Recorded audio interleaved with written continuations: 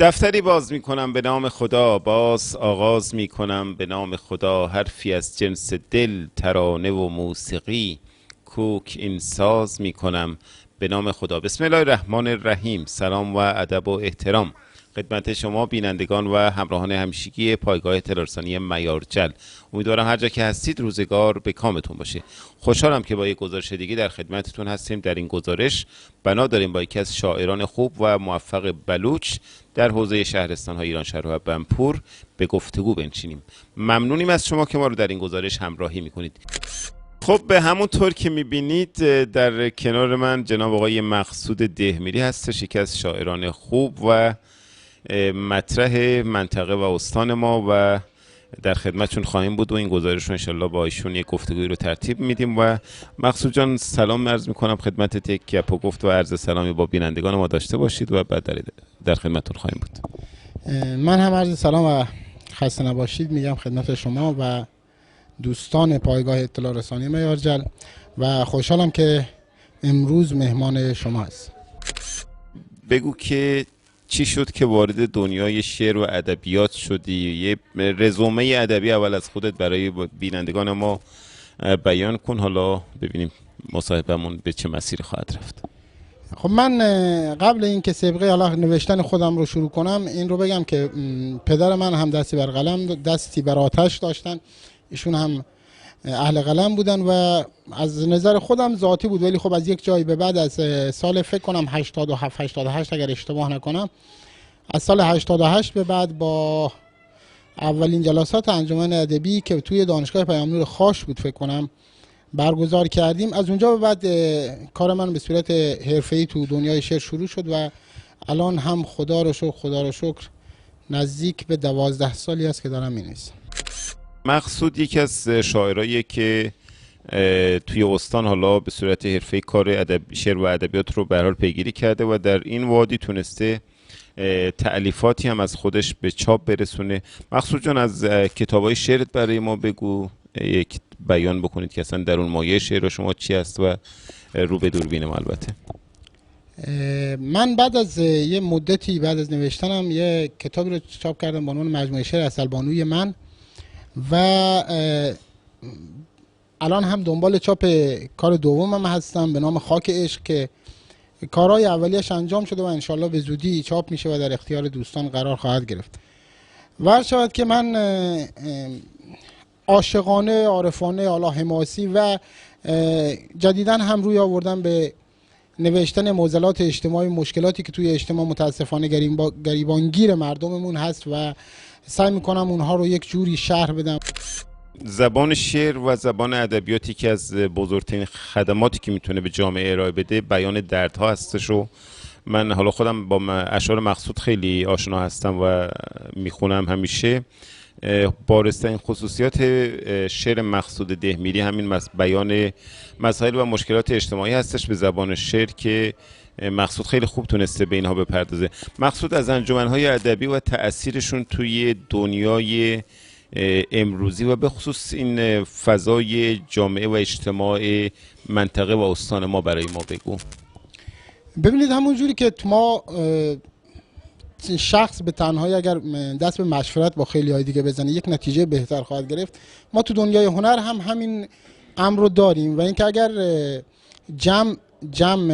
یک جمع شکل بگیره با هدف ارائه هنر و یک جوری بهش بگم شکل دادن و هدف دادن به اون هنره، خیلی استعدادا میتونن نه تنها شکوفا بشن بلکه بتونن تو اون مسیر پیشرفت‌های خیلی خوبی هم حاصل بشه. ما نمونهش رو داریم دیگه، انجمن ادبی ماهکان ایرانشهر، انجمن ادبی گلتاک ایرانشهر، من تو جفتشون بودم، از استارت کار ماهکان بودم، از استارت کار گلتاک بودم و حتی انجمن ادبی پلیوار مهتاب بنپور که حالا کارهای داره، یعنی شروع به کارش هست. کل این انجمن‌ها باعث شده ما خیلی استعدادهای خوبی رو تو سطح شهرستان چه بنپور چه ایرانشهر کشف کنیم و خدا را شکر خیلی بیشتر از اون چیزی که ما تصورش رو میکنیم تاثیر داره توی هنرمون. دوست دارم که یه شعر از زبان خود شما بشنویم. قول دادم به لهجه عشقم غیر تو هر کسا به سوی چان من، تو منی هانی منی بانوک شی مرید و یل بلوی چان من. چم منی هر کدم چته اشکار روی چشب بیقرار و بیسار ای دلا چشمه چار میوانک بزدگین دل پتو چو در دواره. بزدگین دل پتو چون در دواریم، یک شعر بلوچی عاشقانه. مقصود بلوچیت هم خوبه، شعر بلوچی هم من تو این 2-3 سال اخیر از شما شنیدم. حالا بیشتر کارهایی که مقصود میگه با زبان فارسی هستش، اما اشعار بلوچی هم که به هر حال گاهی وقتا ایشون استفاده میکنه و سروده، کارهای خیلی خوب و درجه یکی بوده. من به تبریک میگم. مقصود جان بگو برنامه برای آینده چیه در کل الان در حال حاضر؟ والا توی ایته هنری سعی میکنم اولین هدفم اینه که کتاب خاک عشق رو هر جور شده کارهای چاپش انجام بشه و به امید خدا به دست دوستان برسه. و هدف دوممون این هست که حالا هر کدوم از انجمن‌ها، چه انجمن ادبی گلتاک شهرستان ایرانشهر و چه انجمن ادبی پلیوان مهتاب بنپور، یه سری کشف استعداد کنیم تو سطح شهرستان‌ها. ما بهتر از همین سنین کم استعدادامون رو یه خورده کشف کنیم و پیگیر رشدشون بشیم تا به جای نرسیم که دیگه اون استعداد در نطفه خفه بشه و متاسفانه دیگه هیچ کاری نشه براش. خیلی خوبه. بله واقعا باید این رسالتی که به هر حال به گردن شاعران هستش به نحو احسن بهش پرداخته بشه.